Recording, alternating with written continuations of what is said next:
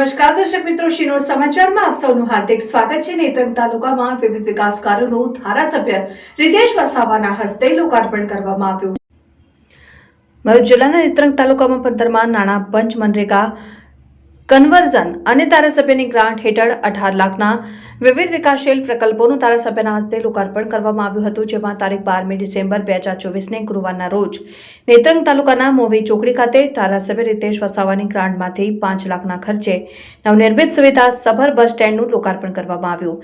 તેમજ 15મા નાણાં પંચ અને મનરેગા કન્વર્ઝન અંતર્ગત પ્રાથમિક શાળા ખાતે 5 લાખના ખર્ચે નવનિર્મિત ઓરડાનું અને કોડવાવ ખાતે 8 લાખના ખર્ચે નવનિર્મિત નંદઘર આંગણવાડી કેન્દ્રનું પણ ધારાસભ્ય રીતેશ વસાવાના હસ્તે લોકાર્પણ કરવામાં આવ્યું હતું, જેથી તાલુકાવાસીઓમાં આનંદ છવાયો। સમગ્ર લોકાર્પણ કાર્યક્રમમાં નેત્રંગ તાલુકા પંચાયત પ્રમુખ વસુધાબેન વસાવા, ઉપપ્રમુખ નિતેશ પરમાર, તાલુકા વિકાસ અધિકારી સોહેલ પટેલ, નેત્રંગ તાલુકાના સરપંચો, નેત્રંગ તાલુકાના આગેવાનો અને તાલુકા પંચાયત કચેરી બાંધકામ શાખા અને મનરેગા શાખાનો સ્ટાફ ઉપસ્થિત રહ્યો હતો। બ્યુરો રિપોર્ટ, શિનોર સમાચાર ન્યૂઝ, જગત।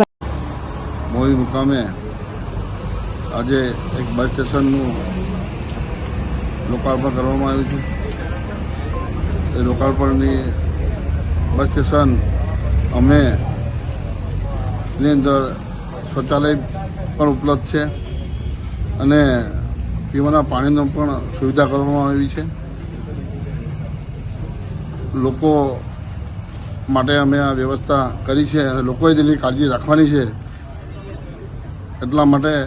અને આજે અમે એક થવા ગામે અમારા સ્કૂલના લોકાર્પણનું કાર્યક્રમ છે અને એ રીતે સાકવા ગામે પણ એક આંગણવાડીનું લોકાર્પણ છે।